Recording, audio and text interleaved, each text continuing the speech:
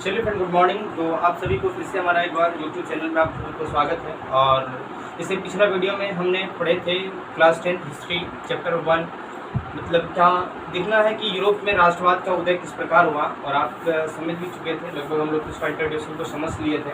और आज जो हम पढ़ेंगे ये पढ़ेंगे यूनिफिकेशन ऑफ इटली, मतलब क्या इटली का एकीकरण किस प्रकार है और मतलब किस प्रकार हुआ, इसको समझेंगे। तो चलिए आइए देखते हैं हम लोग एक एक करके। अब देखिए सबसे बड़ा कारण क्या है, तो मतलब देखिए कारण मतलब काउस क्या था, आप इसको देख चुके थे पिछले वीडियो में। क्यों आपने देखा क्या, लगभग आपको 1796 के आसपास जब नेपोलियन ने इस पर आक्रमण किया तो तुर्की का वहाँ से शासन क्या हुआ था, समाप्त हो गया था। मतलब 1453 में आपने क्या देखा कि तुर्की उस पर अधिकार किया था। वापस जब नेपोलियन आया तो उन्होंने भी अधिकार कर लिया, ठीक है। तो देखना ये है कि आप समझिए छोटी सी बात कि मान के चलिए ये संपूर्ण यूरोप है, ठीक है, पूरा यूरोप है। और यूरोप में बहुत सारे देश हैं, बहुत सारे छोटे छोटे देश हैं, जैसे कि एशिया, भारत, है ना। तो उसी प्रकार आपको देखिए यूरोप के बहुत सारे छोटे छोटे देश हैं। और इसके मध्य में आपको पड़ता है फ्रांस, ठीक है। आप क्या पड़ता है, फ्रांस, ठीक है। अब देखिए अगर हम बात करें यूनिफिकेशन का या फिर नेशनलिज्म राष्ट्रवाद का, तो सबसे पहले यूरोप के फ्रांस से शुरू हुआ, ठीक है। जब इन्होंने रूढ़िवादी शासन को समाप्त किया इन सब ने मिलकर, तो वापस इसके अगल बगल वाले जितने भी देश थे इन्हें भी लगा कि हमें भी बिल्कुल इन्हीं की तरह होना चाहिए।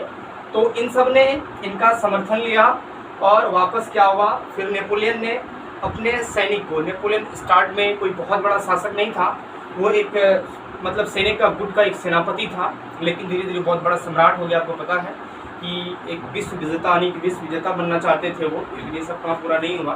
तो चलिए देखिए क्या हुआ कि उसके बाद धीरे धीरे इन्होंने क्या हुआ, घुसना शुरू कर दिया। इस प्रकार आप समझ सकते हैं क्या, अगर मान के चलिए आपका घर छिन गया हो, इसमें बहुत सारे रूम हैं, अगर ये सारे रूम यदि आपको दिला दिया जाए तो दिलाने वाले को आप क्या करेंगे, एक रूम को गिफ्ट कर सकते हैं। उसी प्रकार धीरे धीरे जब एक दूसरे देश को इन्होंने रूढ़िवादी शासन से मुक्त किया तो वापस वहाँ पर उसका वर्चस्व शुरू हो गया नेपोलियन का, ठीक है।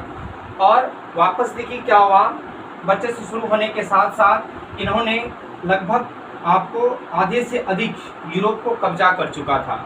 अब आते हैं, हम बात करते हैं 1804 में, ठीक है, उन्होंने एक नेपोलियनिक कोड, जिसको कि नेपोलियन का हम लोग नागरिक संहिता कहते हैं, नागरिक संहिता, ठीक है, इन्होंने बनाया, नेपोलियन ने तैयार किया।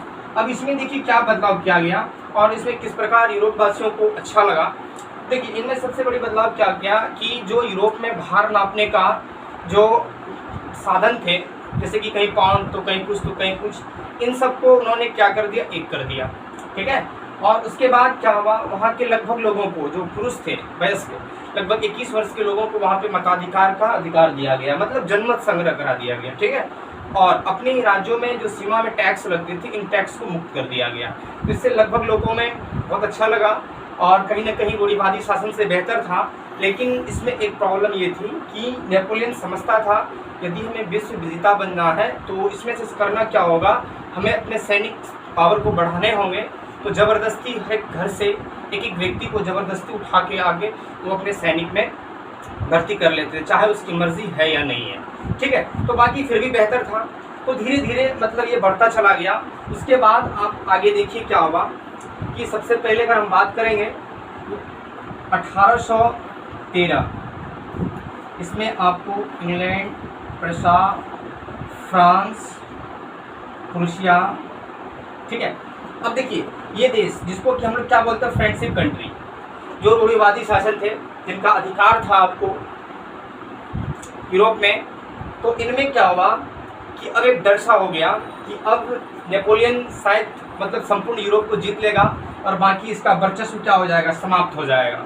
तो इन सब ने मिलकर बैलेंस ऑफ पावर, ठीक है, संगठन को तैयार किया, इन्होंने बनाया एक संगठन, मित्रराज फ्रेंडशिप का गठन किया गया। क्योंकि किसी एक के लिए फ्रेंच मतलब नेपोलियन को डिफेट करना बहुत आसान नहीं था, इसलिए इन सब ने मिलकर के, है ना, सबसे पहली बार आपको बात करेंगे 1813 ईस्वी की। 1813 ईस्वी की बात करेंगे, चलिए इसको मिटा देते हैं हम लोग।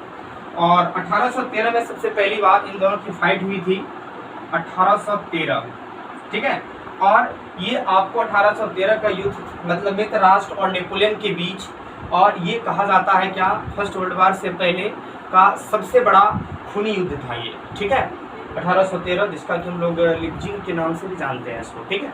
और वापस लेकिन ये हुआ कि इस युद्ध में नेपोलियन हार चुका था, वापस वहाँ से फिर कहाँ, फ्रांस आ गए थे। लेकिन जस्ट फिर क्या, आपको 1815 में नेपोलियन को क्या कर लिया गया, मित्र राष्ट्र के द्वारा बंदी बना लिया गया। चाहे आप इसको वियना सम्मेलन कहिए या आप इसको वाटरलू की लड़ाई कहिए या वाटरलू की युद्ध करिए, ठीक है। तो 1815 में इस बार क्या हुआ कि जो हमारे नेपोलियन बोनापार्ट थे इसको बंदी बना लिया गया, और बंदी बना लेने के बाद इसको वहाँ से सेंट हेलेना के द्वीप पर भेज दिया गया। कहाँ पे, सेंट हेलेना। तो द्वीप पर भेजने के बाद आप क्या देखिए कि 6 वर्ष बाद यानी कि 1821 के आसपास इसकी मृत्यु हो जाती है। और इतिहासकार बहुत सारे ऐसे ब्लेम करते हैं कि इसको मित्र राष्ट्र के द्वारा जहर दे दिया गया था, लेकिन जहाँ तक हम जानते हैं कि इसे पेट कैंसर की वजह से शायद इसकी मृत्यु हुई थी, ठीक है। तो 1821 में इसकी मृत्यु हो गई। वापस फिर से क्या हुआ, रूढ़िवादी शासन बढ़ना शुरू हो गया। तो चलिए अब तक नेपोलियन के बारे में वहाँ तक समझे थे, और ये हमारा कब था, नेपोलियन का आक्रमण, ठीक है। उसके बाद देखिए वियना सम्मेलन, आपने क्या देखा, वियना सम्मेलन में नेपोलियन की हार हो गई। 1815 में इसे बंदी बना लिया गया था। और फिर देखिए 1848 की क्रांति, ठीक है। उसके बाद राष्ट्रवाद का प्रसार। तब तक क्या हुआ कि नेपोलियन के इस तरह का वर्क से लोगों में लगभग जो है आपको राष्ट्रवाद की भावनाएं आ चुका था, क्योंकि जो पार्ट्स आपको इतने मतलब 20 से 22 टुकड़ों में बटा हुआ था उसको 3 से 4 टुकड़ों में लाया, कर सीमा को हटाया, मतलब एक प्रकार की भार की व्यवस्था की उन्होंने। तो इसमें क्या हुआ, एक प्रकार का उन्होंने झंडा एक बनाया था, ठीक है।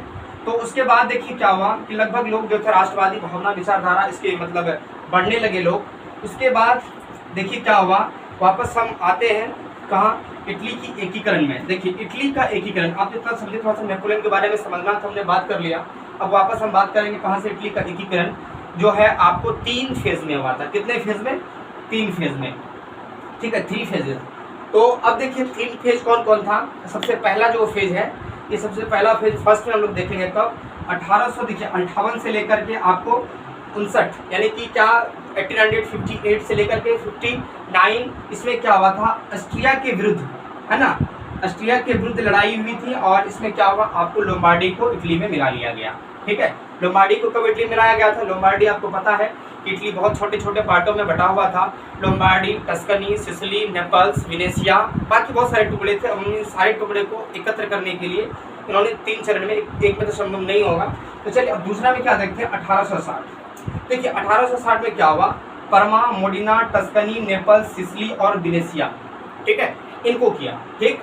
अब देखिए क्या हुआ, आपको तीसरा फेज में 1866 में वेनिस को एकीकरण किया, और जस्ट क्या हुआ 1871 में रोम को अपनी राजधानी बना करके क्या हुआ, इटली का एकीकरण तो पूरा हुआ, ठीक है। अब देखिए इनको होने से पहले, अब देखिए इनको इस तरह हुआ, ये तो समझ गए 3 फेज में हुआ, लेकिन हुआ किस प्रकार से, अब इसको समझते हैं। देखिए उसके बाद क्या हुआ, राष्ट्रवादी संगठन, ठीक है, राष्ट्र के प्रति प्रेम जो था अब लोगों में दिखना शुरू हो गया। और ये क्या हुआ, इनमें जितने भी मध्यवर्गीय लोग थे, चाहे वो आर्टिस्ट हो, चाहे वो राइटर हो, थिंकर हो, इन सब के तादाद बढ़ने लगे। और इन्होंने राष्ट्रवादी पर्चा मतलब इन्होंने पत्र लिखना शुरू कर दिया। और इसमें क्या हुआ, उसके बाद उन्होंने एक कार्बोनरी संगठन बनाया, ठीक है। क्या बनाया, कार्बोनरी संगठन, आपको पता है कि मेजनी के द्वारा किया गया था कार्बोनरी संगठन।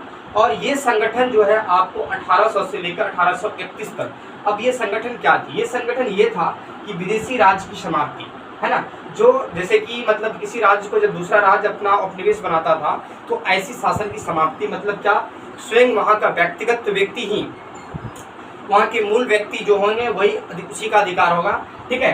तो इस संगठन का क्या था, विदेशी राज्यों से समाप्ति। ये कब हुआ था, 1800 से लेकर 1831 तक, ठीक है।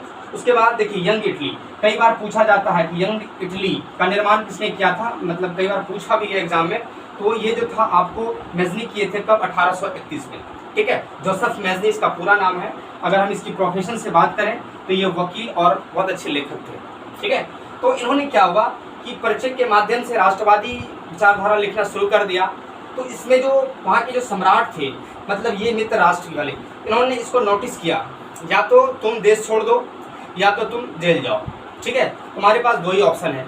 तो इन्होंने क्या कर दिया, देश छोड़ दिया। ये आ गया आपको कहाँ, ये आ गया फ्रांस, ठीक है। हालांकि इसे उतनी सफलता नहीं मिली, ठीक है। ये कहाँ आ गया, फ्रांस आया। और देखिए कि फ्रांस के आने के तत्पश्चात कुछ ही दिन बाद क्या हुआ कि आपको लगभग 1848 में इसको हद तक जो था आपको थोड़ा सा मतलब फायदा हुआ, यानी कि फायदा क्या बोलेगा, थोड़ा सा इसका काम हुआ, जो कि 1848 में आपको पोप पादरी चर्च, जैसे मंदिर का पुजारी आप समझते होंगे कि पोप जो होता है मतलब चर्च का होता है, ठीक है। तो इसमें क्या हुआ, कुछ ही दिन के लिए उन्होंने अपना अधिकार किया था, लेकिन जब फ्रांस ने अपना सैनिक को भेजा तो वहाँ उसको भागना पड़ा, ठीक है। तो उसके बाद आपने क्या देखा कि इसके करने के बाद, इस प्रचार के बाद जो राष्ट्रवादी लोग थे और बढ़ने लगे, राष्ट्र के प्रति प्रेम, चाहे वो आपको पता है कि मध्यवर्ती लोग के द्वारा बहुत सारे ऐसे राष्ट्रवादी विचारधारा उस समय समर्थन थे, लोग कर रहे थे, मध्यवर्गीय ही कर रहे थे।